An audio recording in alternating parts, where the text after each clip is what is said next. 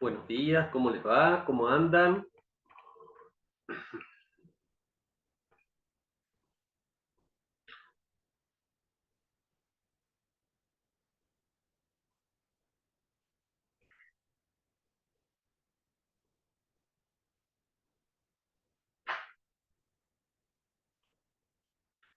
Buenos días, ¿cómo les Buen va? día, ¿qué Hola tal? ¿Cómo va, Alejandra, profesor? ¿cómo andan? Muy Perdón, bien. perdón por mi demora, que vengo como 2 o 3 minutos con un atraso hoy, pero acá estoy, así que ya arrancamos. ¿Cómo les va? ¿Cómo andan? ¿Bien? ¿Todo en orden? ¿Ya se han preparado el mate para nuestra clase? Bueno, les quiero contar. eh, A ver, déjenme que veo acá el chat un segundito. Ahí arrancamos. Todos me escuchan bien, ¿no es cierto? Sí. ¿O no? ¿No me escuchan? Sí, me escuchan. Cuéntenme. ¿Me escuchan bien? Bien. Ahí Alejandra me dice que sí. Así que estoy viendo cómo hago para ponerme. A ver. Ahí está. Bueno. Sala de espera, 15 personas. A ver qué pasa acá, che. Tengo que poner admitir. Bueno, ahí estamos admitiendo. Cuéntenme un poco, ¿han podido hacer? Ahí veo que están apareciendo todos, perfecto. Saludo de nuevo, buenos días, ¿cómo les va? Acuérdense que pueden dejar abiertos los Hola, profe, micrófonos, buen no hay día. problema. Cuéntenme si han podido hacer ese juego que les preparé, que se los dejé ahí en el Canvas. Vi que algunos lo pudieron jugar, por cierto, y salió bien. Cuéntenme, ¿pudieron hacer el Kahoot? Yo sí lo puedo hacer, profe. ¿Y cómo te fue, Carla? Ale, ¿qué pasa? Bien, bien, bien. Tuve 2 errores o uno, no me acuerdo, pero sí lo pude hacer. Bueno, bien. Listo. La idea era, obviamente, reírse un poco con el juego, con algunas preguntas pavas, pero lo importante es que les sirva de repaso, les sirva de repaso, ¿no? Y lo más importante para mí es que hoy, que es nuestro último día, obviamente que tenemos esta clase de las 9 y tenemos después la clase de las 3 de la tarde, eh, ya vayamos como cerrando esto que me ha quedado súper corto, porque ahora me siento que hay 500 millones de temas que me hubiera gustado contarles del derecho constitucional y bueno, y hasta acá llegó nuestra intro, nuestra pretemporada, que por supuesto que los van a estudiar después cuando cursen propiamente la materia o cuando la amplíen ustedes mismos, ¿no? Así que eh, igualmente me siento siempre como en falta y como que me faltó tiempo, ¿no? Para darles más temas. Hoy quisiera de nuevo usar el poquito tiempo que me queda, la charla de hoy a las 9 y la de las 3 de la tarde, si bien el tema es poder legislativo, poder ejecutivo, poder judicial, darle como un giro del giro, ¿no? Y porque lo básico, ustedes lo pueden leer en Vidar Campos o lo pueden googlear por ahí. La función mía, como lo veo yo, digamos, no es decirles que, qué sé yo, que la Cámara de Diputados tiene 257 miembros, no. La idea es darles info que por ahí no encuentran fácilmente, digamos, ¿no? O darles una info extra. Eh, Quizás a veces me adelanto didácticamente, porque por ahí son temas más para una maestría o hasta para un doctorado, como algunos de los que les voy a tirar hoy. Pero prefiero arriesgarme en ese plano y que ustedes por ahí se lleven algo un poco más sofisticado, ¿no? Que simplemente un bife con papas fritas. El primer tema que les quería dar hoy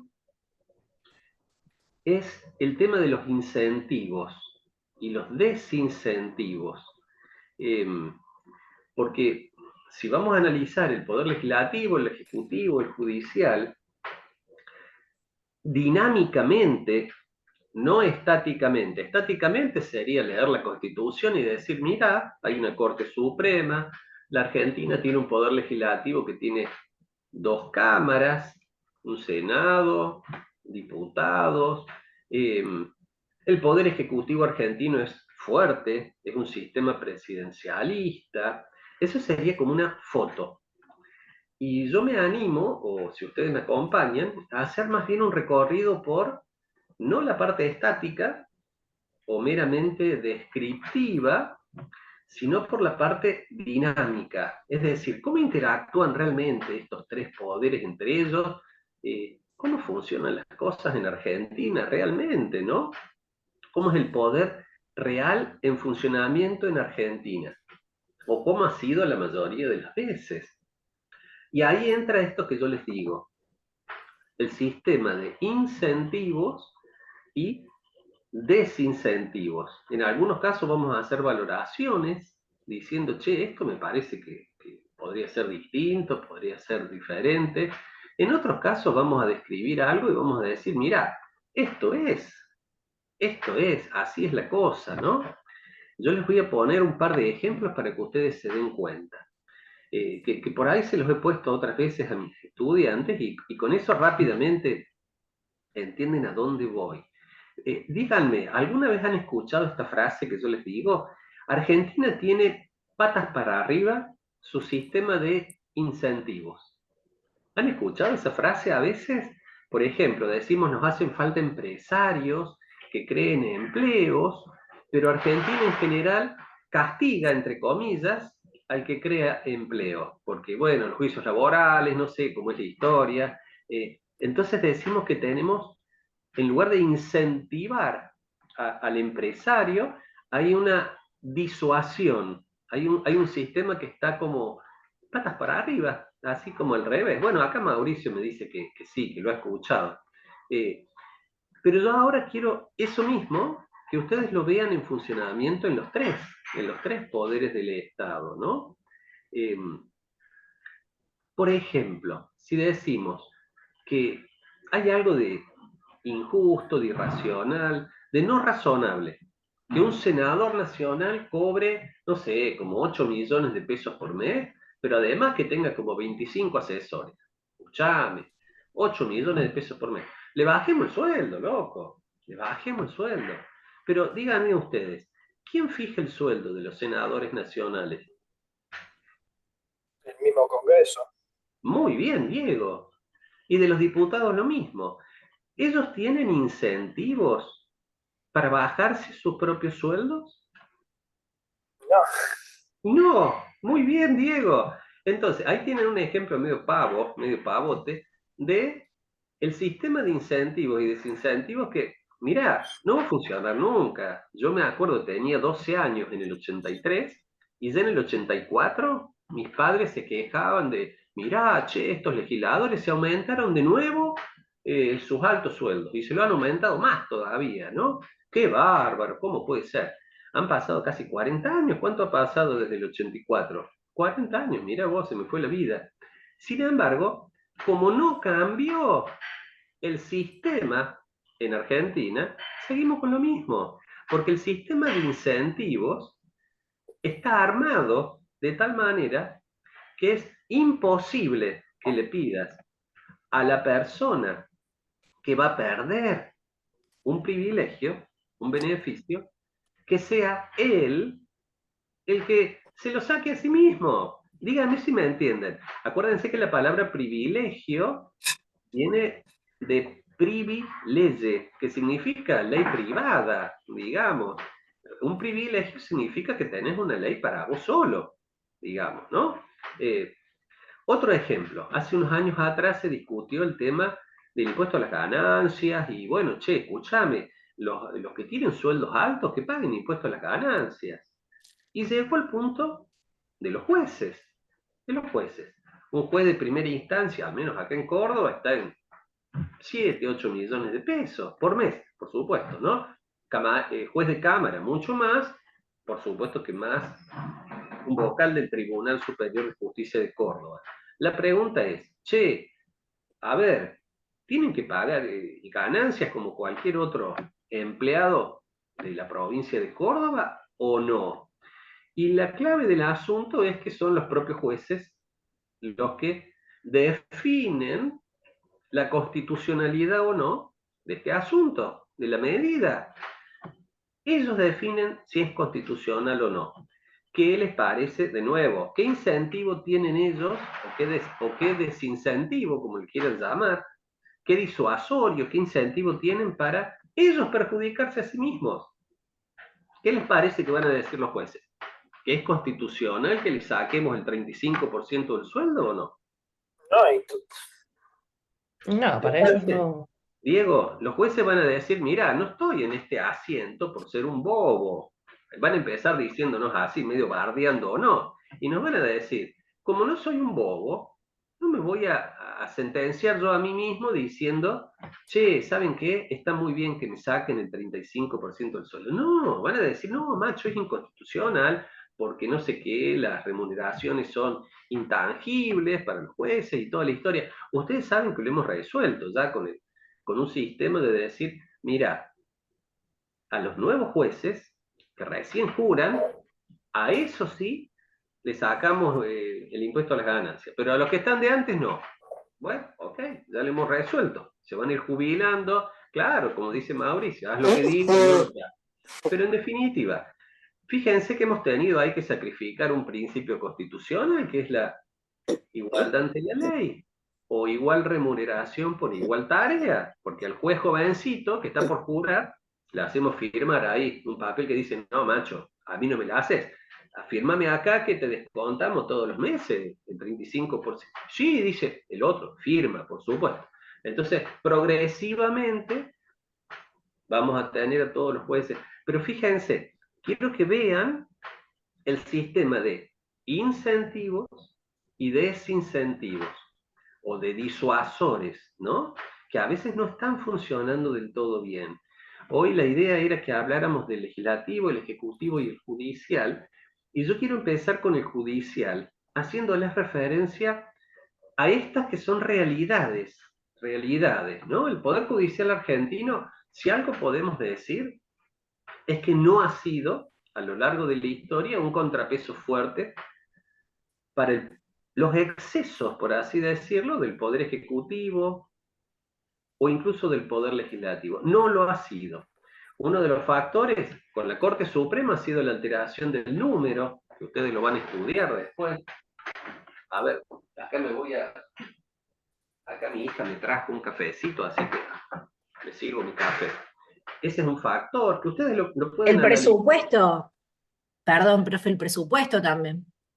Vos sabés, Glenda, que yo te doy mi opinión, siempre influye, por supuesto, decir, che, escúchame, aumentame el presupuesto, mira el edificio de porquería que tengo, o el sueldo bajo, sobre todo para los empleados, o mira las computadoras del año de ñaupa. Pero vos sabés, Glenda, que a donde voy, a lo que quiero llegar, es que hay una realidad que es esta. A los jueces, a ver, ¿cuál es la aspiración de cualquier juez de primera instancia? A ver, ¿qué les parece? Primero, que no le hagan un jury, ¿verdad? Que no lo destituyan. Pero en un sentido más optimista, la mayor aspiración de un juez de primera instancia es ser camarista. ¿Qué les parece? Pero obvio, el tipo es juez de primera instancia y quiere ser juez de cámara, que son, ya saben ustedes, 3 jueces, la cámara gana el doble o bastante más. ¿Y cuál es la aspiración de un camarista? la ¿Qué les corte. parece? Claro, pero por supuesto, porque un capitán quiere ser coronel y un coronel quiere ser general. Entonces, la pregunta del millón de dólares es, ¿quién define que ese juez va a ser camarista? A ver, imagínenselo un poco más real. Hay 20 jueces y hay 3 asientos para ser camarista. Los 20 jueces están mirando, che, ¿a quién irán a elegir? Igual que en un trabajo cualquiera, cuando hay que elegir a un ascenso, ¿no? Están los 20 jueces mirando y esforzándose, trabajando duro. Pero hay solo 3 asientos para, se han jubilado, 3 jueces de cámara, vamos a designar a 3 camaristas. ¿quién designa o quién decide? A ver, vamos a empezar con derecho constitucional. ¿Quién decide, che? ¿Se hace El, por el cons- voto? ¿Cómo es la historia, Diego? Contame. el Consejo de la Magistratura.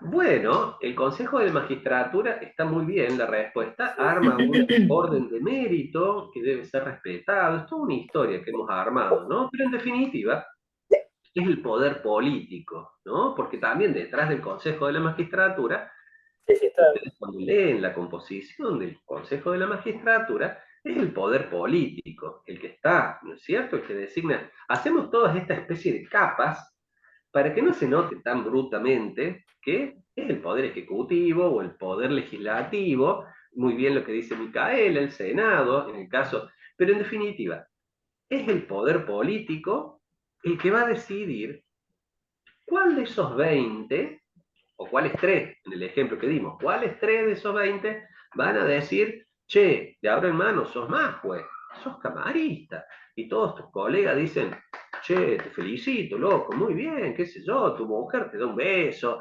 desde el mes que viene ganas el doble, y ya eras medio millonario, imagínate ahora. Hay un incentivo para no hacerle problemas, por no decir otra palabra, al poder político. Porque es el poder político el que te va a ascender.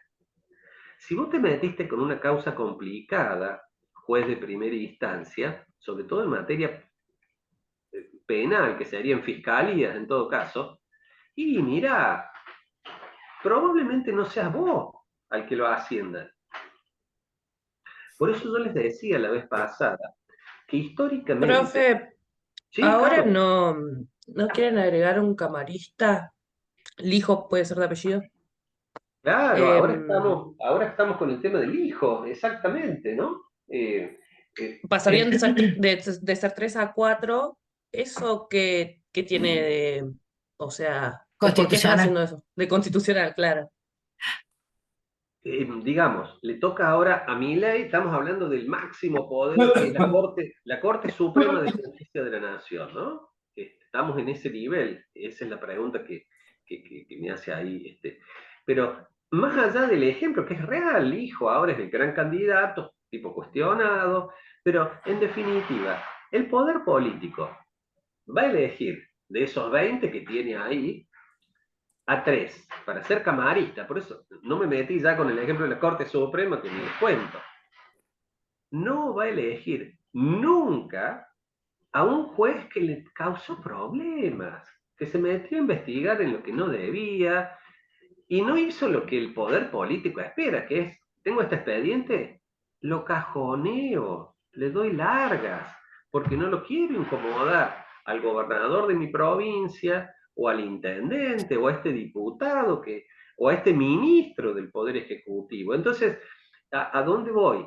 Yo les he dicho en alguna clase anterior este concepto de que en la época de Luis XIV, o en una tiranía actual, como es Putin, por ejemplo, sí hay poder judicial, pero funciona bien para temas de vecindad, o de que otro me choca mi auto y quiero que me indemnice. Funciona, sí, es imparcial en principio, pero no funciona bien. Ahí te escucho, Mariana, la pregunta, pero no funciona bien cuando es que es un ciudadano caminante del llano, como diríamos, frente al poder político. Ahí no funciona bien, no funciona bien. ¿Estamos mejor que en la época de Luis XIV? Sí. ¿Estamos mejor que en un poder judicial de una dictadura como la de Putin, que ni siquiera le podés hacer juicio al Estado? Estamos mejor. Pero les quiero decir, futuros abogados, no estamos mucho mejor. Porque, a ver, cuando recién se inventaron los primeros autos, y mira, está bien, era mejor que una carreta, un Forte, qué sé yo, un Forá, pero no eran los autos de hoy. Y nosotros estamos en el Forte de estas innovaciones. Como yo les decía, por miles de años no hemos tenido un sistema como el sistema de Estado de Derecho constitucional republicano que tenemos hoy. Entonces, todavía estamos en una etapa de Forte. Y mi tarea, al menos la que a mí me gustaría hacer en estos últimos ratos que tenemos juntos, es mostrarles, no que leamos cuántos jueces de cámara hay en Argentina, eso googleenlo. Yo les quiero mostrar cómo funciona realmente el sistema, porque es una realidad. Una cosa es la foto, y nos sacamos la foto, ahí vemos los tres poderes, legislativo, ejecutivo y judicial, buenísimo. Y Milei lo propone al juez Lijo, como me decía recién uno de ustedes, pero a ver, ¿cómo funciona la realidad? Y en la realidad, el juez no quiere perder el cargo. Generalmente, nunca se llega a un jury, pero sí, pero puede pasar. Se haría convertirlo en mártir. Ya nos pasó, ustedes lo vieron, con un fiscal, que no es que le quitamos el cargo. De pronto, se suicidó. Entonces, el incentivo más usual que tiene un juez de primera instancia es que lo asciendan. De esa manera, el poder político, sin decir mucho, disciplina las decisiones del poder judicial. Ahora bien, en esto hay varios matices para hacer. Cuando tenemos un poder político férreo que maneja el Senado, diputados, como fue quizás el kirchnerismo en su momento de apogeo, a ver, cuando Cristina ganó la segunda presidencia, sacó el 54% de los votos, manejaba Senado, diputados, realmente era un poder político fuerte en ese momento, ¿no? Estoy hablando del año 2011. En esos momentos es cuando, por defensa propia, en general el poder judicial se maneja con cautela, salvo algún mártir individual, algún héroe, como es quizás el caso de nuestro fiscal suicidado, ¿no? Que lo mataron los iraníes, quizás. Sabemos que en Argentina esas cosas nunca se terminan de saber, ¿no? Pero está estudiado en ciencias políticas que, por ejemplo, cuando está dividido el poder entre dos partidos políticos que se disputan realmente el poder, en diputados, en senadores, los jueces se animan más. Se animan más porque tienen más margen de decir, mirá, si me quieren no ascender o enjuiciar, el otro partido de última me respalda. El otro momento en que se animan más es cuando un presidente está terminando y se nota ya en las encuestas que va a ganar el del otro signo político, ¿no? Entonces se animan más, porque héroes hay muy poquitos, pongámosle que hay uno de cada 1000. La realidad es que hay sistemas que se manejan con incentivos y con disuasión. Incentivo, disuasión, como el garrote y la zanahoria para el burro. Y cualquier juez normalmente tiene 3, 4 hijos, una esposa, le da una mano a su mamá. Mira, la prioridad para un juez es, yo en líos no me meto, y hago bien mi trabajo y soy honesto. No estamos hablando de uno que por plata libera narcotraficantes. No, no, estoy hablando de jueces probos, honestos, pero no, mirá, yo la verdad que hay un punto que, salvo que sea una cosa muy obvia, ¿saben cómo actúan normalmente nuestros jueces cuando hay algo muy obvio contra el poder político, que no les queda otra, che, que definirse? Le buscan la vuelta para declararse que no es competencia de ellos. Entonces dicen, no, mira, fíjate que el homicidio ocurrió en la jurisdicción de aquel otro juez. No, a mí no me toca. Y se empiezan a tirar.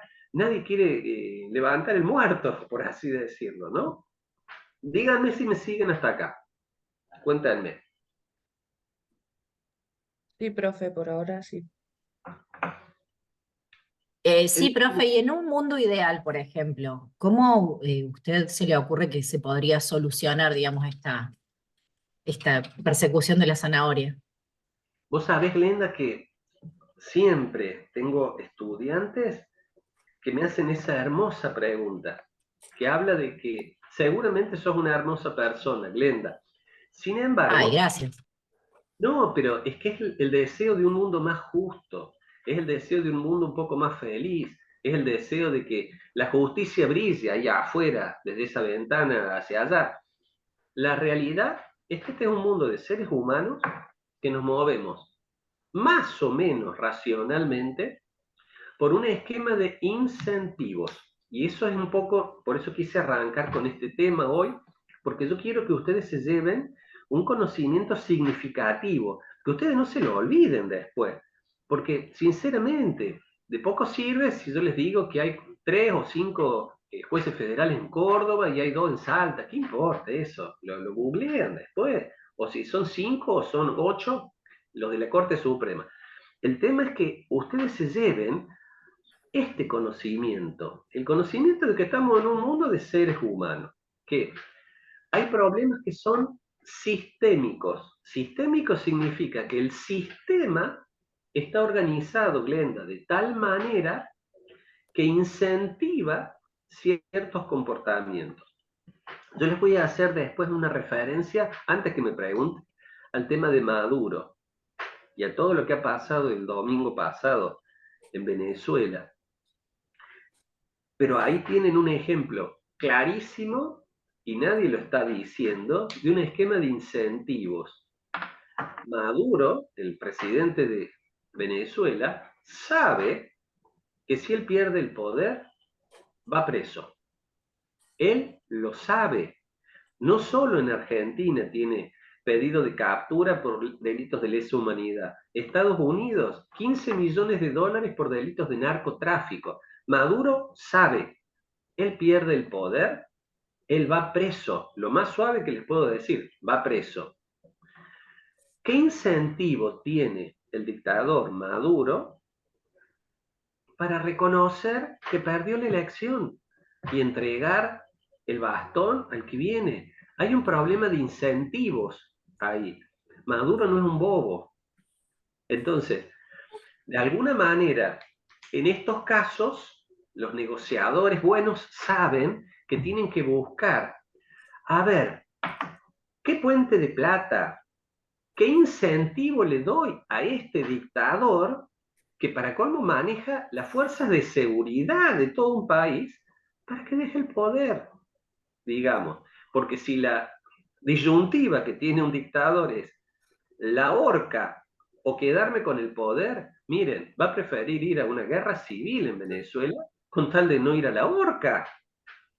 Ese es el problema de los incentivos, Glenda. Y no tengo una respuesta, Glenda, ojalá la tuviera, yo sería un Montesquieu o un, no sé, pero sí sabemos que con las ideas de Montesquieu, Rousseau y todos estos tipos y el constitucionalismo del que yo estoy enamorado, hemos mejorado sustancialmente nuestra situación respecto a las tiranías y a las dictaduras de no hace muchos años. Por eso yo les vengo diciendo, toda democracia republicana, todo Estado de Derecho es un mecanismo frágil,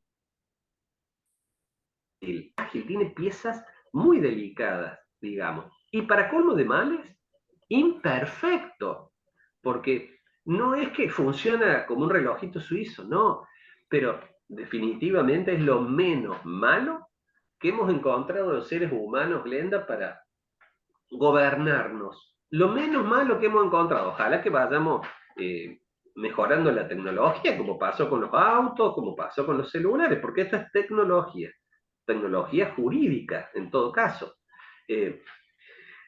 Sigo con esto. Una regla clave que ustedes tienen que entender es, la persona que tiene un privilegio no puede ser jamás la misma persona que va a decidir sacarse el privilegio. Por eso yo en broma les ponía, pero medio en serio, el ejemplo de que si son los propios senadores y diputados los que fijan el sueldo de los senadores y diputados, mirá, ya pasaron 40 años, el niño Rodolfo tenía 12 en el 83, y van a pasar 200 años más y vamos a seguir igual. Hay un tema sistémico que está dificultando los cambios. Otro tema del que les quiero hablar, pero seguimos creyendo en la justicia y en los ideales, che. El tema es que comprendamos cómo funciona realmente el sistema. La guerra semántica. ¿Qué les suena si yo les digo guerra semántica? Cuéntenme. Guerra semántica. ¿Qué les parece?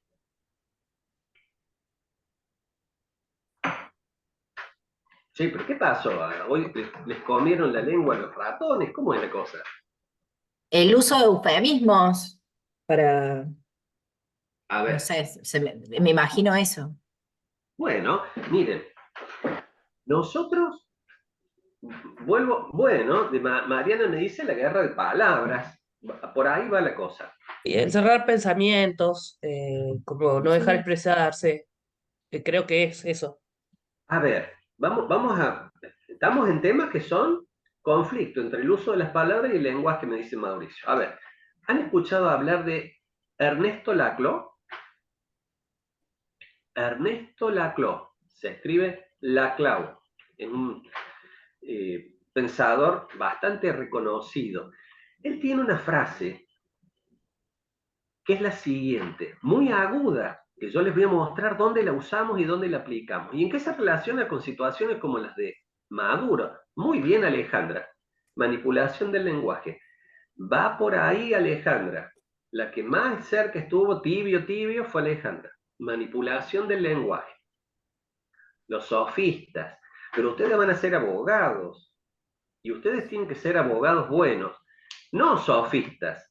No que ustedes manipulen con el lenguaje, pero que no se dejen manipular ustedes con el lenguaje, que sepan las trampas del lenguaje.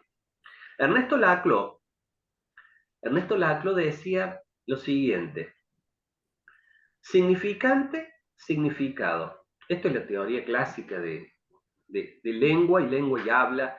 Significante sería el sonido. Por ejemplo, yo digo perro, sonido. Es un sonido que yo emito con mi boca, perro, significante. El significado es, bueno, un animal, un mamífero que anda ladrando y se llama Max, en el caso mío que tengo un caniche. Significado es lo que está detrás del significante. El significante es el sonido, perro, caballo, yerbiado, lo que quieran decir. Significante es el sonido. El sonido ustedes saben que cambia en los distintos idiomas. Significado es lo que está dentro de ese significante. Significante lo podrían definir como una botella de vidrio vacía, y adentro el contenido es el significado.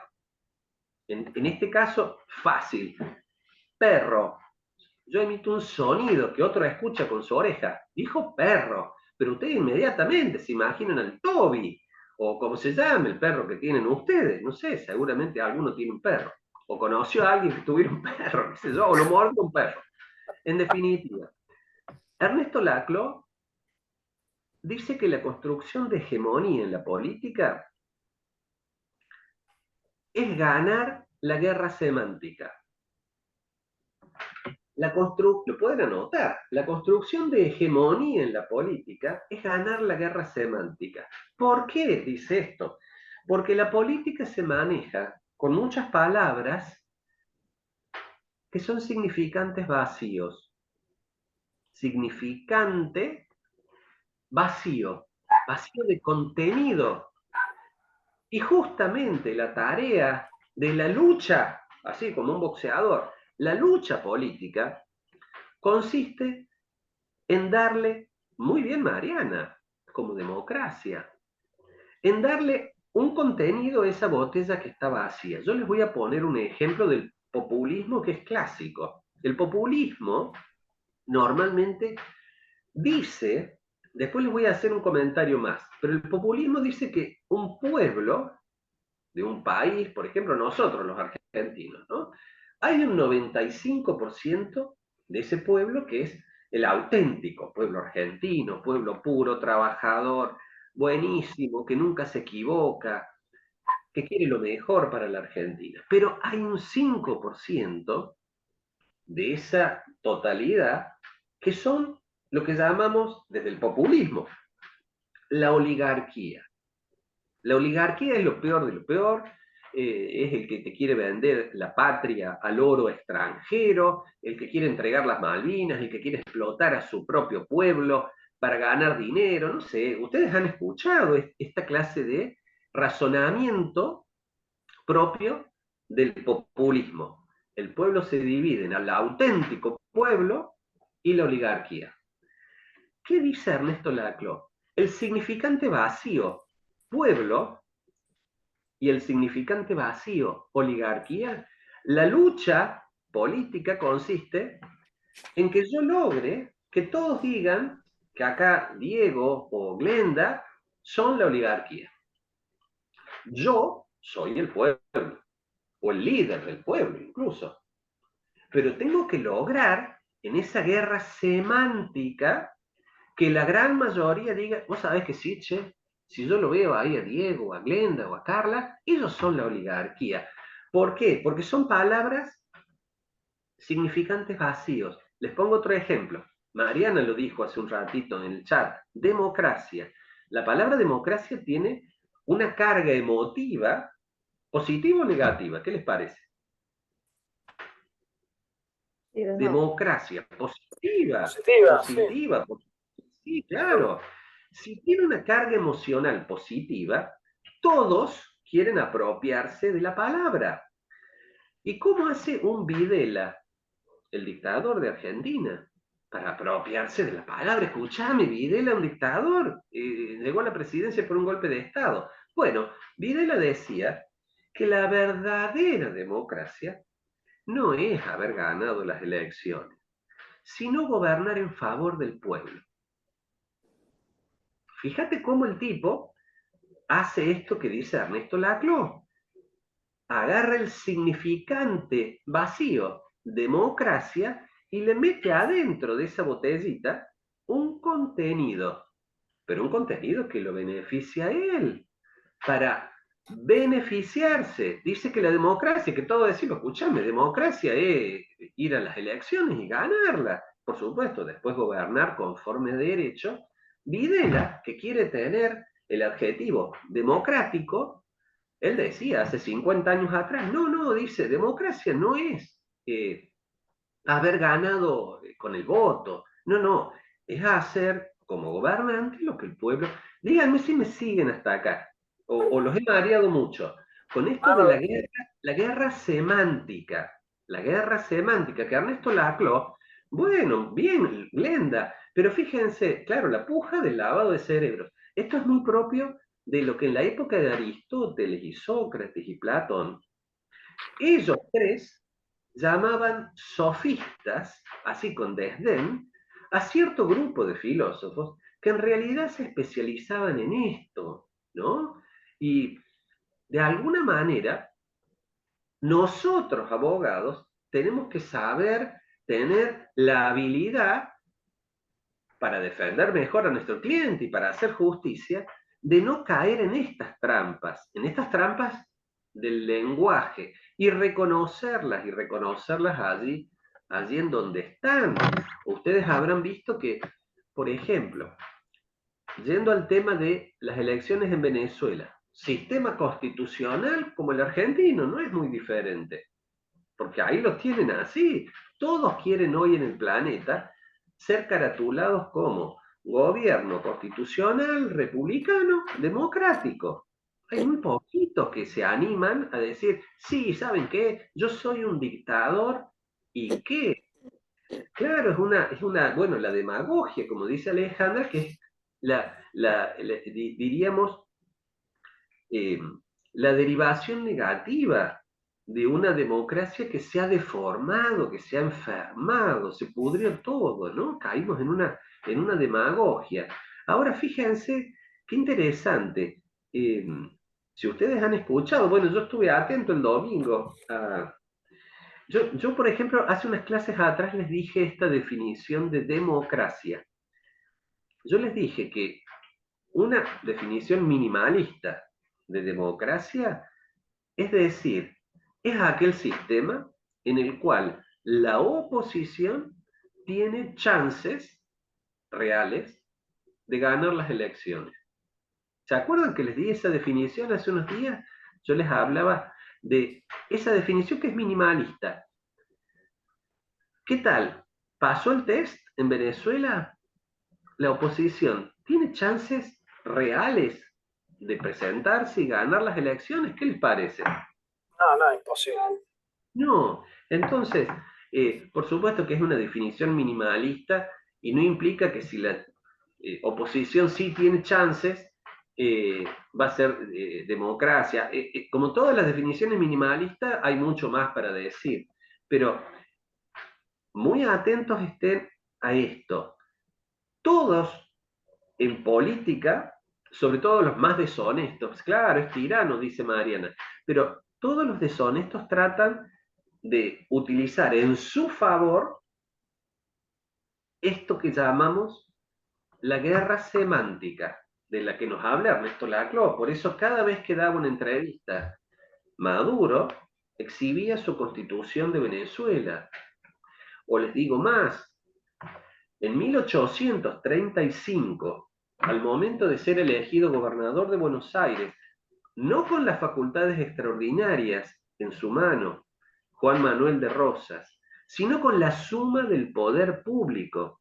Las facultades extraordinarias era tener en su mano el bastón del Ejecutivo y el Legislativo. Sin embargo, Rosas logra en 1835 tener en su mano los tres bastones: el Ejecutivo, el Legislativo y el Judicial, caso único en la historia argentina, lo que dio origen al artículo 29 de la Constitución Nacional, que lo pueden anotar y después lo leen. Ahora bien, fíjense cómo es la guerra semántica, que ya existía en 1835.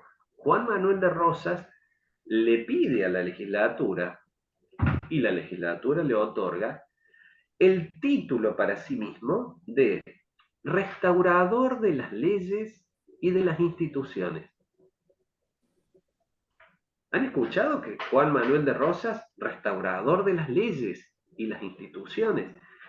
Era el gobierno de un hombre, no era el gobierno de la ley. No había sistema de frenos y contrapesos entre poderes. Era todo lo contrario, un gobierno republicano donde gobierna la ley. En este caso gobernaba un hombre. Sin embargo, ¿qué pidió él como título para sí mismo? Restaurador de las leyes y las instituciones. Fíjense, yo les quiero destacar, a ver, en algún momento, con toda lógica, porque es un gran político, nuestro presidente Milei se presenta como el hombre que va a restaurar la democracia, la república frente a la casta que se ha enquistado ahí, que hace que estemos trabados. Sin embargo, en la medida en que nuestro presidente, que yo creo que ahora se ha moderado, arrancó como queriendo gobernar sin el poder legislativo, en realidad aumentó más aún nuestra crisis institucional. Bajó la inflación, por supuesto, pero la crisis institucional, donde lo hemos relegado al poder legislativo a un rol secundario, se agravó más. Guerra semántica. Lo importante es que ustedes no se traguen así, ¡blup!, como una empanada que le comen en un bocadito, todo lo que lean o les quieran contar, porque todos van a procurar mostrar las palabras más bellas o más bonitas para mostrar su propia posición, digamos, ¿no? Por eso les quería hablar de Ernesto Laclau, de los significantes vacíos, que él dice que justamente la guerra política consiste, o la hegemonía, consiste en lograr darle ese contenido como yo quiero que se diga, ¿no? A cada uno de las palabras y sus significados. Por eso estamos, ya ven, esta clase por ahí se las he armado más dentro del terreno de la realidad y no tanto de lo descriptivo, ¿no? De lo meramente, a ver, sacamos la foto, bueno, pero si no es como ver el panel del auto con todos los marcadores que le saco una foto y está buenísimo, pero yo recién cuando enciendo el auto y empiezo a andar veo, el marcador de velocidad no funciona, o el marcador de nafta me dice siempre full, y no, si está vacío, no funciona. Entonces, La parte dinámica de observar las instituciones tiene que ver con ver el funcionamiento real. A ver, che, ¿qué funciona bien? ¿Qué funciona a 5 puntos? ¿Y qué no funciona? ¿No? Yo tenía un par de comentarios usando el ejemplo de Venezuela para hacerles sobre sistemas político-electorales. Ustedes ya deben saber que por el artículo 99, inciso 2, inciso 3, los decretos de necesidad y urgencia de nuestro Poder Ejecutivo argentino no pueden incluir materia electoral. ¿Cuáles son las 4 materias vedadas? A ver, ¿quién se anima a leerme el artículo 99, inciso 3? Que dice cuáles son las 3 materias que están prohibidas, che. Esas 3, no me podés hacer un DNU de esas 3 materias. ¿Cuáles son? A ver.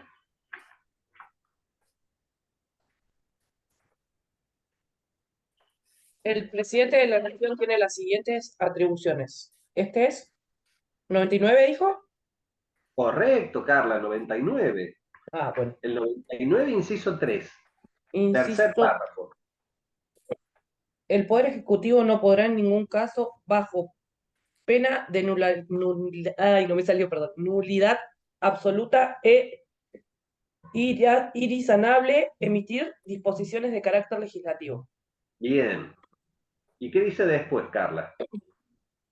Solamente cuando circunstancias excepcionales hicieran imposible seguir los trámites ordinarios previstos por esta Constitución para la sanción de las leyes. Y no se trate de normas que regulen materia penal, tributaria, electoral o el régimen de los partidos políticos. Hasta ahí, Podrá, Carla. Hasta ahí bueno, está. Fíjate, Carla, que lo has leído muy bien. Esas son las 3 materias prohibidas, prohibidísimas, de que el presidente no puede, con un DNU, digamos, emitir disposiciones legislativas. Le hemos autorizado todos los demás temas, no me consuela, pero por lo menos hay 3 materias. Tema penal, tema tributario, el tema electoral y el tema del régimen de los partidos políticos. Yo les quiero hacer ver un ejemplo con Venezuela. Fíjense estas cifras para que ustedes tomen conciencia y la pueden anotar. Venezuela tiene una población de aproximadamente 30 millones de habitantes.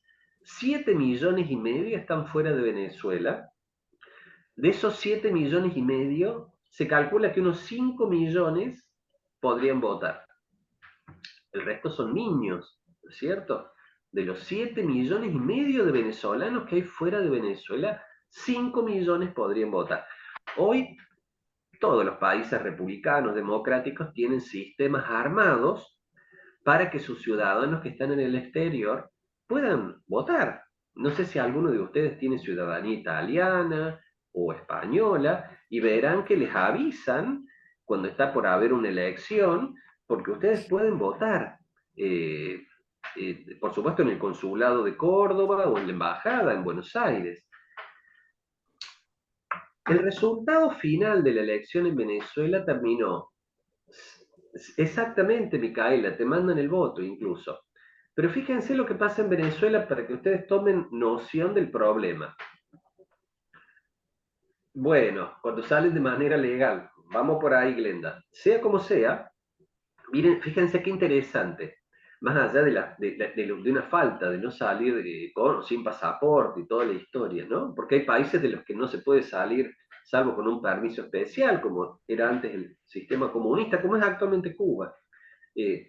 Pero fíjense qué interesante. En el caso de la gran mayoría de los emigrados venezolanos están disgustados con el sistema que viene gobernando Venezuela desde hace 25 años, 30 años. ¿Cuánto hace entre Chávez y Maduro, no?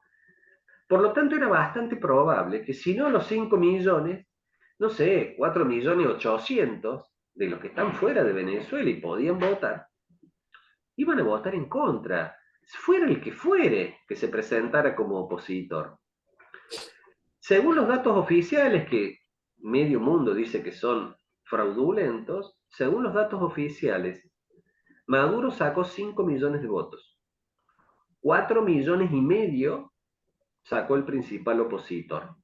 Eso dice el famoso dato que ¡frac! Apareció en la pantalla y después no quieren aclarar mesa por mesa. Por eso todos los países, o una parte de los países, están diciendo, che, me parece que hay fraude, porque no me aclarás mesa por mesa, ¿no? Han dicho, sacó el 51%, el otro sacó el 46%. Pero en números es 5 millones, 4,5 millones. ¿Cuánto es la distancia entre el que ganó por 6 años más, Maduro, y el que perdió? 500,000 de votos. Ahora bien, ¿qué hubiera pasado si hubieran votado los 5 millones que podían votar estando fuera de Venezuela?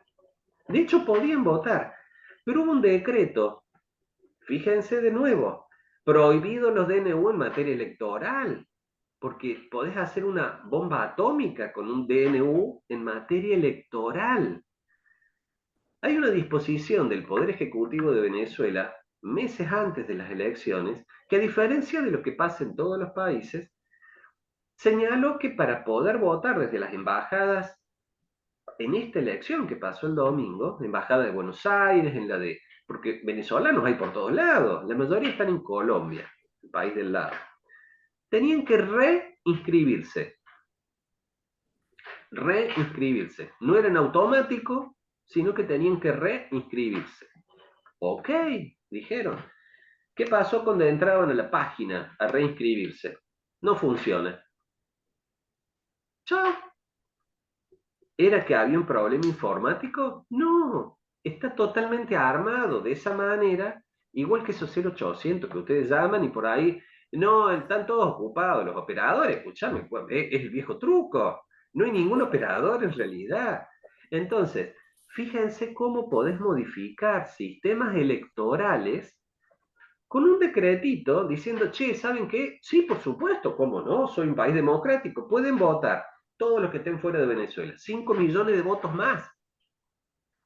Lo único, se tienen que reempadronar, che, ahí les doy la página, y después la página no anda. O por supuesto, anda, pero de hecho, lograron empadronarse menos del 1% de los 5 millones, o sea, 50.000. En Argentina, 2.800.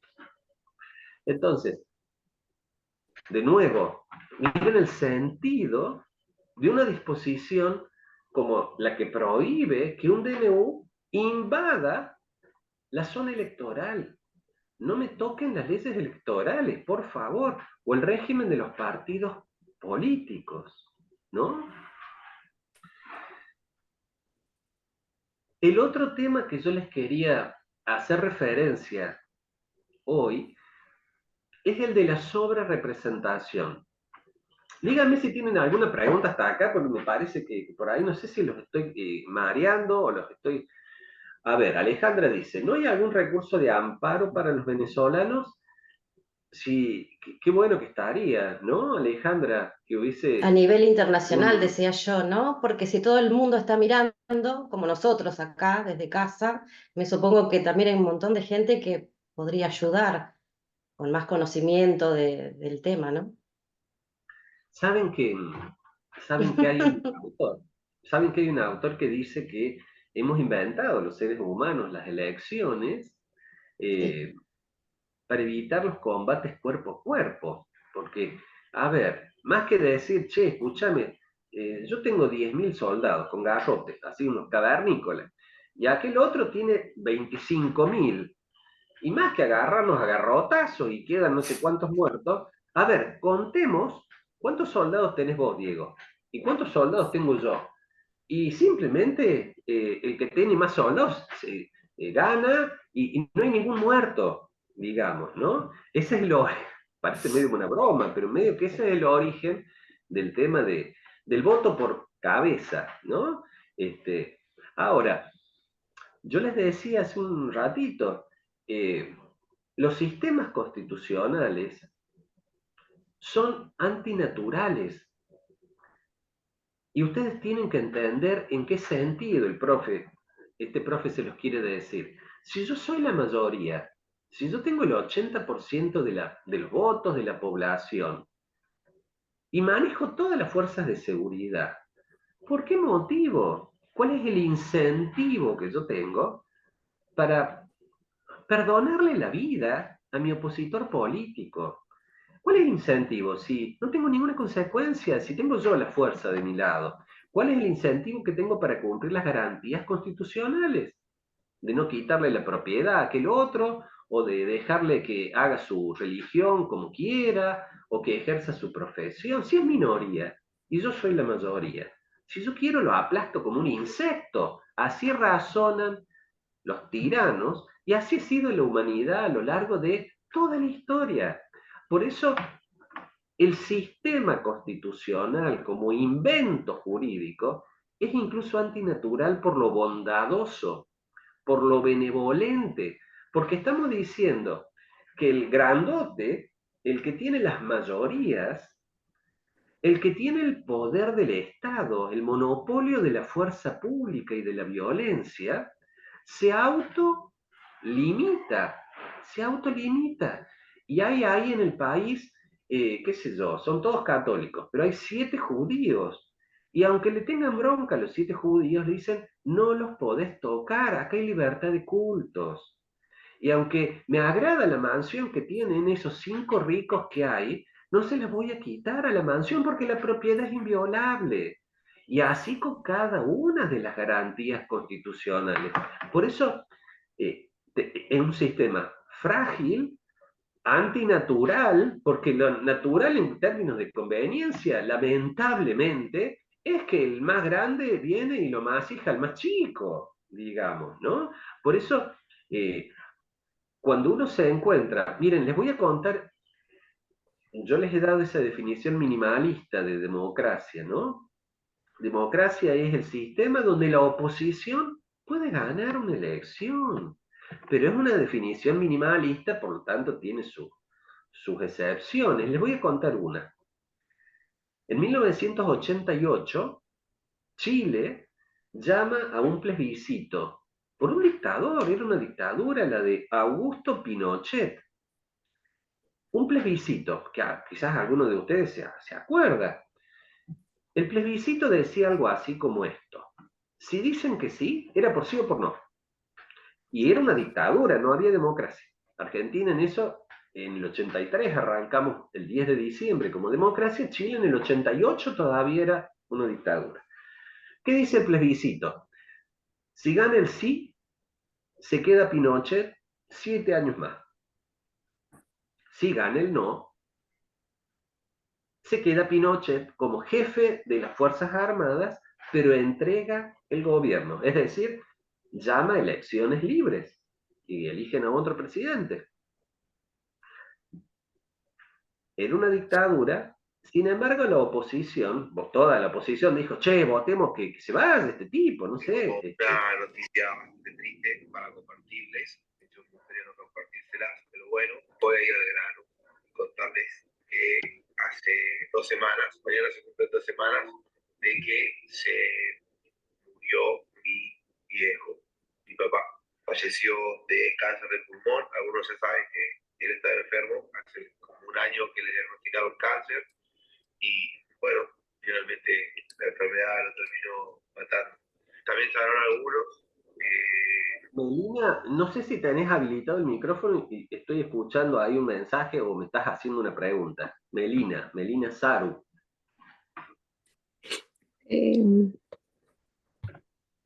No, bueno. ¿Cómo termina la historia? Che, había un chiste medio pavo de la época que los chilenos decían de Pinochet, que decían que era una trampa esta especie de plebiscito, porque decían, si gana el sí, sí me quedo. Pinochet. Y si gana el no, es que no me voy. Era más o menos ese el chiste que hacían en la época, ¿no? Porque se quedaba como comandante en jefe de las Fuerzas Armadas chilenas por 6 años más. Ganó el no.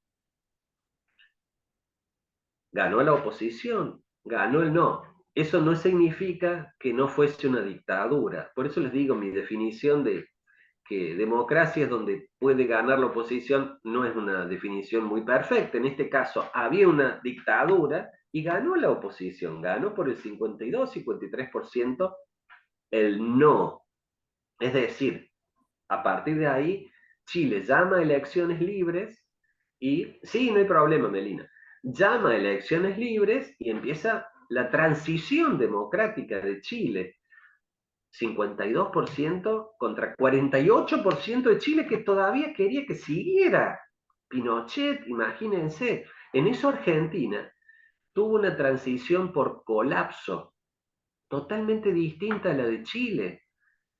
Además, acá las barbaridades que hicieron fueron mucho más grandes que las que hizo Pinochet, que también cometió delitos de lesa humanidad, pero Argentina, la transición fue por el colapso posterior a Malvinas, digamos, ¿no? En cambio Chile no, el tipo estaba fuerte. Ahí te dejo hacer la pregunta, Glenda, completo con esto. ¿Qué incentivo tiene Pinochet para entregar el poder? Va a seguir estando como jefe de todas las Fuerzas Armadas. Tiene un incentivo para entregar el poder el dictador ese. El problema con Maduro es que es como un animal acorralado. No tiene ningún incentivo para entregar el poder. Él sabe que le quitan el poder y va preso. Decime, Glenda. Mi duda es esta. Si Maduro tiene pedido de captura del Interpol, la mayoría de los países están en contra de la dictadura. ¿Qué es lo que impide que el resto de los países no intervengan en Venezuela y lo destituyan? Digamos, ¿cuáles son o los acuerdos o los frenos que tienen el resto de los países para no intervenir directamente y destituirlo? Vos sabés, Glenda, que me encanta. Es la segunda pregunta que me haces de deber ser. Y me encanta tu actitud porque me haces acordar a mí cuando era muchísimo más joven, que es el deseo de pegar un puñetazo en el escritorio y decir, chao, que sea la justicia o que se haga la tierra, como decían los romanos, ¿no? El problema es que, a ver, ¿se acuerdan que yo les puse antes el ejemplo este, Glenda? Tenemos 20.000 soldados, somos cavernícolas, todos con un garrote. Tenemos 20.000 soldados de un lado y 10.000 del otro. Se nos ocurrió la idea, che, contemos cuántos soldados tiene cada uno y damos por ganada la batalla. El que tiene más soldados, así nos evitamos no sé cuántos derramamientos de cabezas rotas por un garrotazo, digamos. Pero Glenda, ¿qué pasa si uno de los dos bandos no quiere hacer el conteo? ¿Qué hacemos? ¿Qué hacemos, Glenda? Y la verdad es que estoy en contra de toda cuestión bélica, pero digo, hay casos en los que las cuestiones bélicas son las que solucionan este tipo Bueno, de vos sabés, problemas, históricamente, ¿no? probablemente, a ver, medio en broma, ¿no? Star Wars era necesario contra el emperador Palpatine y la guerra contra Hitler era imprescindible. Pero debo agregar, a San Martín o a Belgrano probablemente tampoco le gustaban las guerras. Y, sin embargo, ¿se acuerdan cuando en las primeras clases yo recuerdo haberles hablado del poder constituyente originario?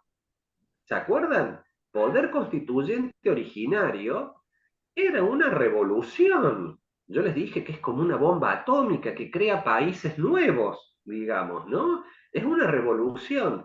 También creo haberles dicho que en cada uno de nuestros artículos de la Constitución Nacional, que les tenemos que tener enorme respeto, hay historias manchadas de sangre, pero de sangre en serio. No hay elucubraciones de Rodolfo que se la pasa leyendo en su escritorio buscando soluciones desde la teoría. No, hay vidas humanas que dejaron su sangre para que nosotros hoy gocemos, Glenda, de un Estado de derecho en Argentina. Frágil, absolutamente frágil.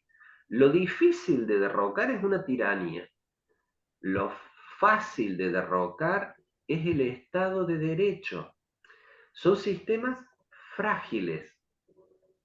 Eh, el sistema internacional, imagínense que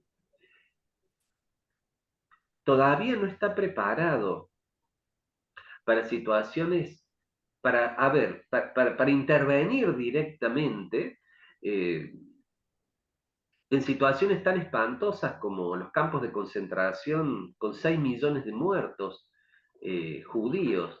Ese dato lo tenían los aliados desde el año 42, 43, y bueno, sí, bárbaro, las operaciones bélicas, pero no hemos generado, muy lentamente en derecho internacional se está generando un derecho sobre los derechos humanos a nivel internacional, de decir, mira, el gran principio rector que ha sido siempre la no intervención en los asuntos internos de otro país, que era un gran principio, Glenda, del pasado, como cada vez más está siendo utilizado por matones para lastimar a su propio pueblo, como es el caso de Maduro, cada vez lo estamos dejando más de lado, porque, a ver, si lo escucharon a Maduro en la conferencia de prensa, justamente dijo eso: respeten el principio de no intervención en los asuntos internos de otro pueblo.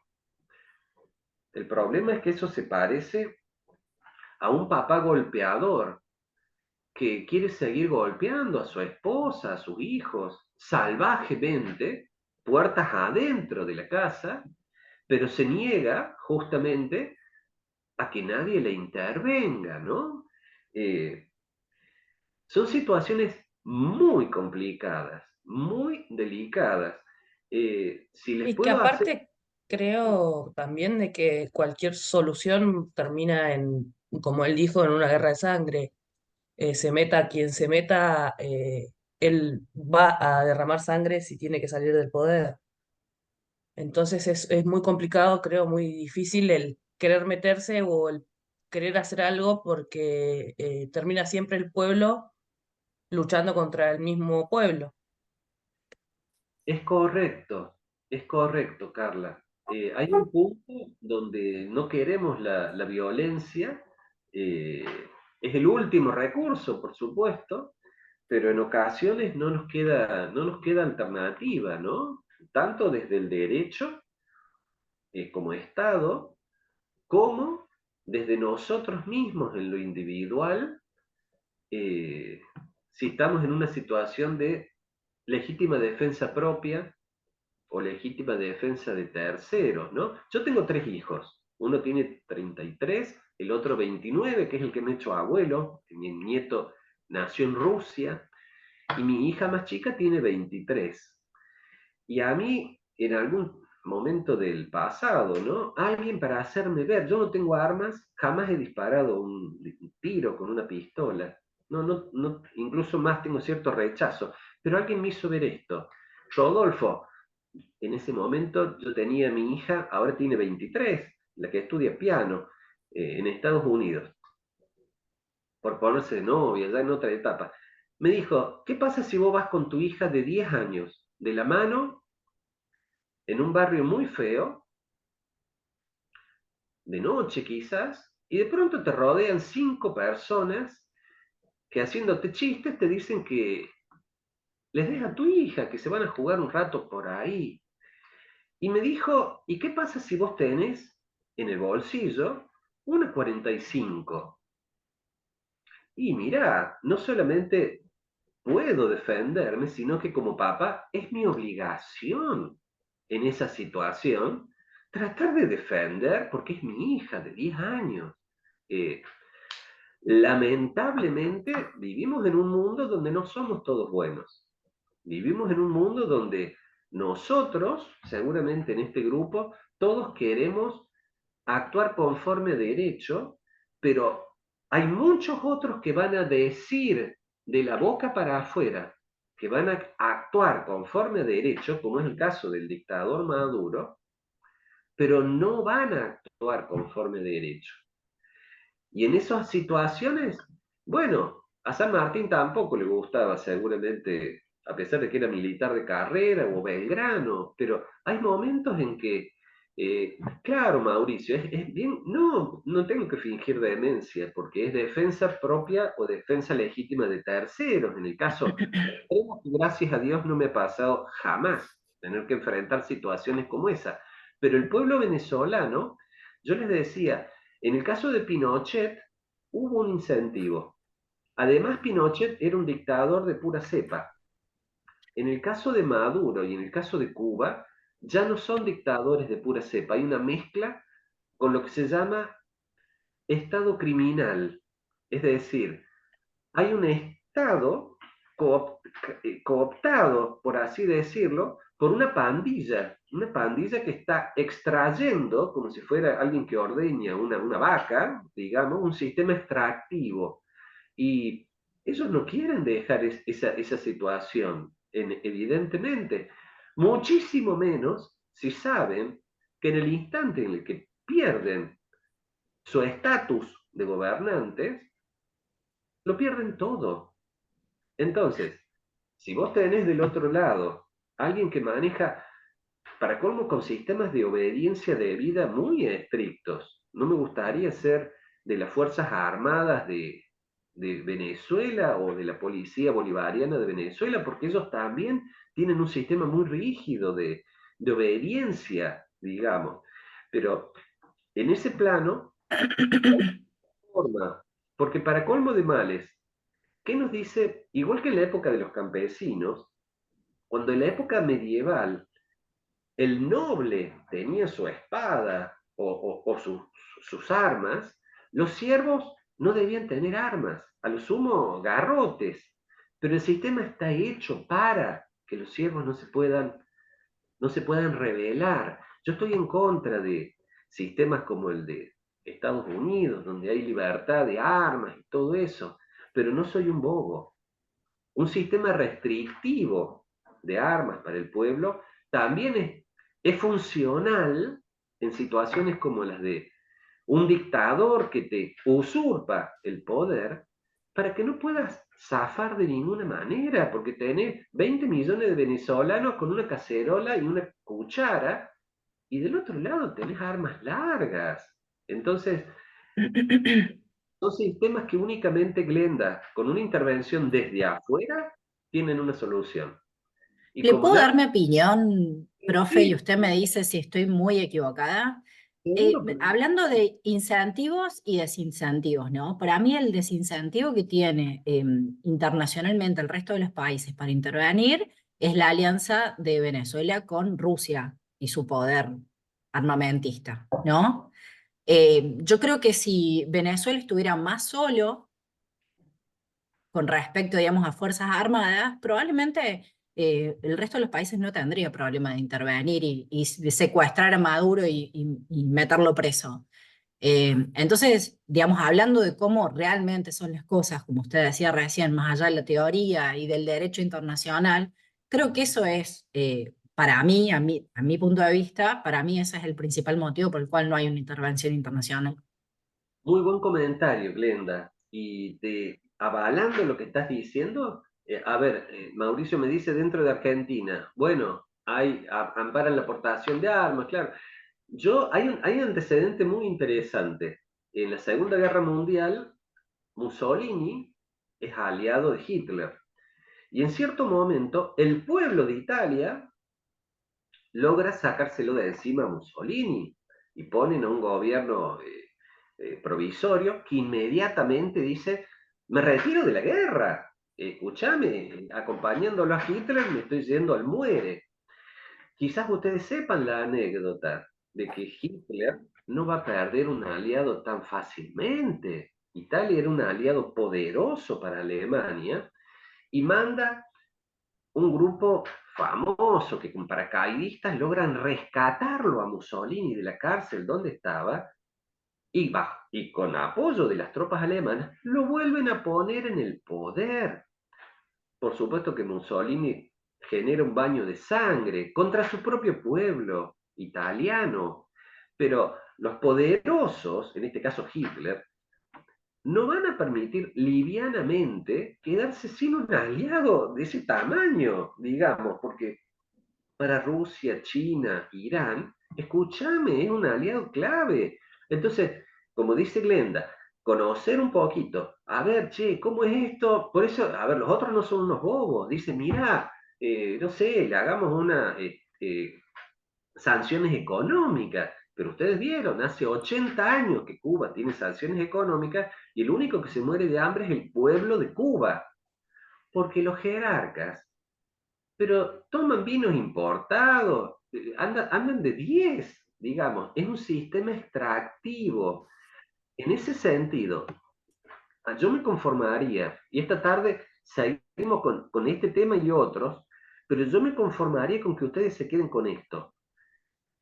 Nunca, pero nunca, nunca, nunca, un pueblo tiene que darle facultades extraordinarias, la suma del poder público, de decirle, por un ratito te dejo atribuciones, no sé qué, a un dirigente. Porque después no hay forma de ir hacia atrás. Ese dirigente, vos le diste las llaves del auto, no te las devuelve más. Les hago un adelanto que esta tarde se los desarrollo un poquito más. Yo tengo una postura clásica quizás con el tema del poder legislativo, el poder ejecutivo, el poder judicial, ¿no? Que creo que es lo menos malo que hemos inventado para zafar de estas cosas, digamos. Y en todo caso, el sistema menos cruento de cambiar un gobernante, porque de última es muy malo, votas en contra y chao, ya está. En Argentina, en 1989, yo creo que ya se los he dicho, tuvimos un trauma con saqueos de supermercado y todo, que fue la hiperinflación que tuvo Alfonsín.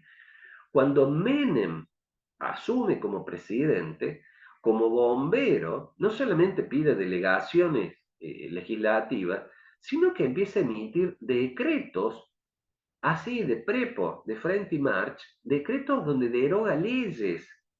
Y la emergencia, el incendio era tal que se nos dejaron pasar y por suerte, gracias a Dios, el incendio se apagó. Lo que no se apagó nunca más fueron los decretos de necesidad y urgencia que nacieron en esa crisis. Pero Menem dijo, perdón, pero yo este bastón no lo entrego más. En 1994, la reforma constitucional, que fue ese acuerdo entre Alfonsín y Menem, trató de recortarle un poquito esos decretos de necesidad y urgencia que Menem ya se los había apropiado. Yo hace un ratito, no me acuerdo si fue Carla, la que leyó el artículo 99, inciso 3, que dice que hay 4 materias en las que no podés hacer un decreto de necesidad y urgencia. Materia penal, tributaria, electoral y de régimen de partidos políticos. Pero aún así, quedaron los decretos de necesidad y urgencia. Y esa limitación constitucional es un flan, porque es muy blandita, digamos, no sé si me entienden a lo que quiero ir. Argentina ha tenido un deterioro en ese sentido. Nosotros a lo largo de 40 años hemos ratificado nuestra democracia. Bárbaro. Pero en términos institucionales de división de poderes, cada vez más se ha afianzado entre nosotros que el legislativo es una suerte de, no digo adorno, pero casi casi, y cada vez se ha afianzado más la normalidad de que haya decretos de necesidad y urgencia. De hecho, Milei nos quiso reformar, no sé, como 500 leyes con el famoso DNU 70, que incluso, si yo les pregunto, ustedes que son alumnos de Derecho Constitucional y futuros abogados, ¿cuáles son los pasos que yo necesito para que se sancione una ley? Al menos la aprobación de diputados, de senadores y después el ok del presidente, ¿no es cierto? No me alcanza con el ok del Senado. Si el diputado me dice que no. No me alcanza con el ok de los diputados si el Senado me dice que no y viceversa. Son dos voluntades que las dos me tienen que dar el ok. ¿Qué pasa con el control posterior hoy vigente en Argentina, que hace el Congreso de la Nación sobre un DNU, como el DNU 70 que emitió el presidente Milei? Para ser rechazado, ¿es suficiente que una de las dos cámaras lo rechace o requiere el rechazo de las dos cámaras? A ver, ¿quién me contesta? Creo que es de las dos cámaras el rechazo. No, que solo uno, creo yo. Glenda, debería ser de solo una. Pero ustedes habrán visto que el DNU 70 del presidente Milei fue rechazado en la Cámara de Diputados, donde tiene mayoría, donde en ese momento, digamos, las mayorías, porque tiene minoría en las dos cámaras, Milei, es un dramón, digamos, y el macrismo le cobra a valor oro cada vez que le da los apoyos, pero esa es otra historia. Fue rechazado. Cuando fue al Senado, zafó. Pero, o al revés, fue rechazado en el Senado y zafó en diputados, quiero decir, al revés. Debió bastar el rechazo de una de las dos cámaras para que se caiga un DNU. Si para la sanción de las leyes me basta el rechazo de una de las dos cámaras para que se caiga el proyecto de ley, un DNU, suponiendo que hay una emergencia pública, debería tener el mismo procedimiento. Decir, mira, es una emergencia, hagamos una cosa, que esté vigente, como si fuese un proyecto del Poder Ejecutivo, que esté vigente, ponele. Pero si una de las dos cámaras me lo rechaza, se acabó el DNU. Como pasa con cualquier proyecto de ley. No, para darle más poder al Poder Ejecutivo, hemos armado un sistema, así está reglamentado, que para que se caiga un DNU firmado por el presidente, requiere el rechazo de las dos cámaras. De las dos cámaras. No ocurrió así, tuvo el rechazo de una, sigue vigente por eso, el DNU 70. Pero yo les quiero expresar para que ustedes vean las limitantes que tiene el sistema. Esta tarde lo vamos a profundizar un poquito más y les hago también el adelanto del otro tema que les quiero hablar esta tarde, que es el de la sobrerepresentación. A ver, en alguna clase anterior yo les dije que el hecho de que yo, Rodolfo, Diego, Glenda, Alejandra, Mariana, cada uno de nosotros tiene un voto y su opinión expresada en las urnas, ¿cuánto vale? Vale 1. Eso tiene relación con el principio de igualdad ante la ley, cierta dignidad, porque aunque yo sepa leer y escribir y aquel otro no, todos tenemos el derecho de opinar sobre la cosa pública al elegir un presidente, por ejemplo, ¿no es cierto? ¿Me siguen hasta acá? Igualdad ante la ley. Sin embargo, lo vamos a ver esta tarde, Tierra del Fuego, por ejemplo, población, 150.000 habitantes. Córdoba, población, casi 4 millones de habitantes. Córdoba elige 3 senadores nacionales. ¿Cuántos senadores nacionales elige Tierra del Fuego? También 3. Pero, ¿y la igualdad ante la ley? Cada senador nacional en Tierra del Fuego requiere 50.000 habitantes. Decimos que tienen 150.000 habitantes y elige 3. Es la provincia más despoblada de Argentina. La provincia de Córdoba requiere más de 1 millón de habitantes, creo que es 1.300.000, me da más o menos la cifra, claro, Alejandra. A ver, ¿no quedamos en que mi voto vale 1, el de Diego vale 1, el de Alejandra vale 1, y la igualdad ante la ley? A ver, en otra época los senadores se elegían por las legislaturas, ponele, era otra variante, pero ahora que los senadores se eligen igual que los diputados, ¿cómo es posible que mi voto, a ver, ni les cuento Buenos Aires tiene, no sé si son 18 millones de habitantes, y tiene 3 senadores nacionales? Esto lo vamos a charlar esta tarde un poquito más, pero es la forma en que tenemos nuestra institucionalidad construida, se llama sobrerepresentación. Está estudiado en el mundo que el Senado Nacional de Argentina es un caso único en el planeta. Es el cuerpo legislativo con más sobrerepresentación del mundo. No hay otro que tenga estas distancias donde para elegir un senador en Córdoba tengo que juntar 1.300.000 habitantes, 5 millones en provincia de Buenos Aires y 50.000 en Tierra del Fuego. 100.000 en Santa Cruz. Santa Cruz tiene 300.000 habitantes.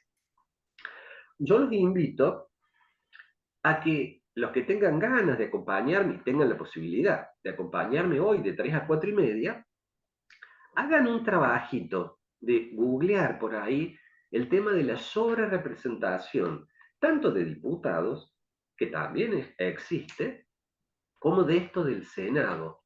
Porque lo importante es que ustedes, a ver, como dice Glenda, profe, pero ¿cómo soluciono esto de los jueces?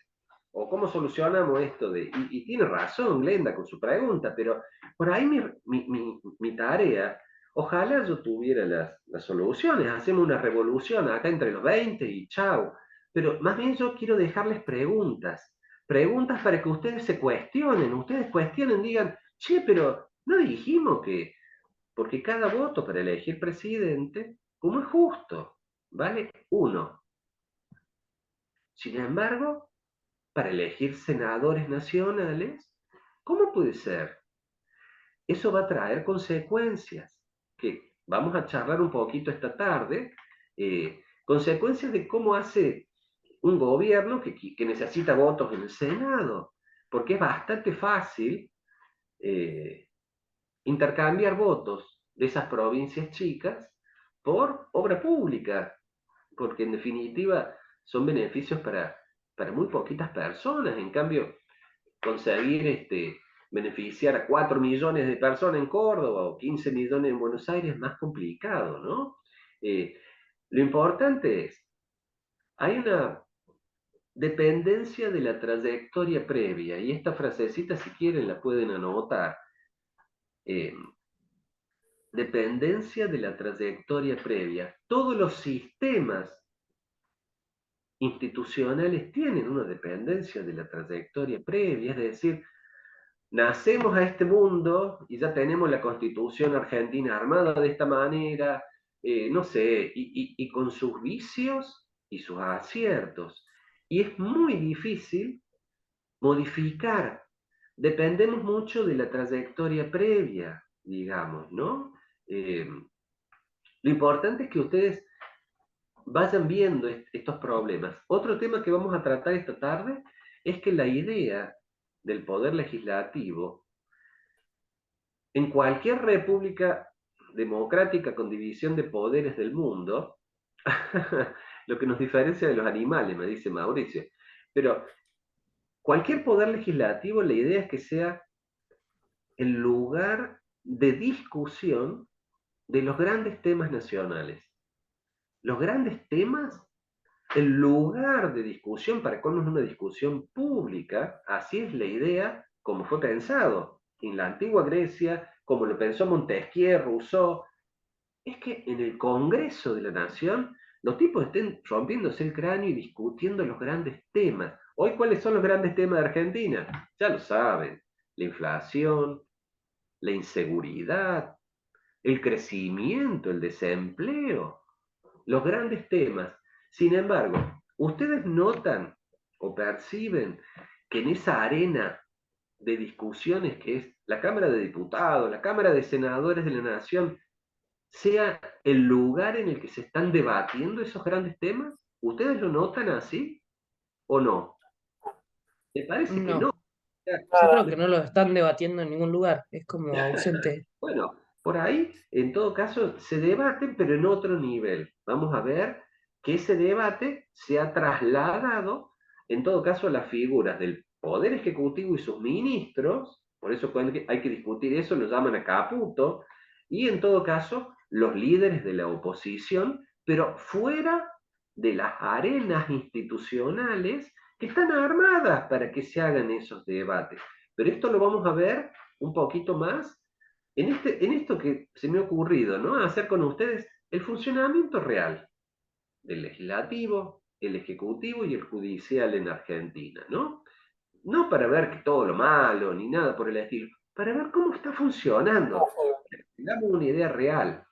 Nos vemos esta tarde los que puedan, si no, ha sido un gusto, un lujo para mí que me acompañen como mis estudiantes en esta pretemporada. Los saludo a los que no los voy a ver hoy a las 3 de la tarde. Lo he disfrutado muchísimo, me encanta darles clase y me encantan todos los intercambios.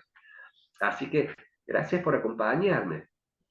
No, gracias a usted, profesor, y bueno, esperemos tenerlo, si no en esta, en alguna otra materia, porque verdaderamente es un gusto y un placer escucharlo. El gusto ha sido todo mío. Gracias. Gracias, Diego, y gracias a todos. Gracias. Nos vemos esta tarde para los que puedan. Por Gracias. supuesto. Muchas gracias, profesor. Nos vemos esta tarde. Gracias.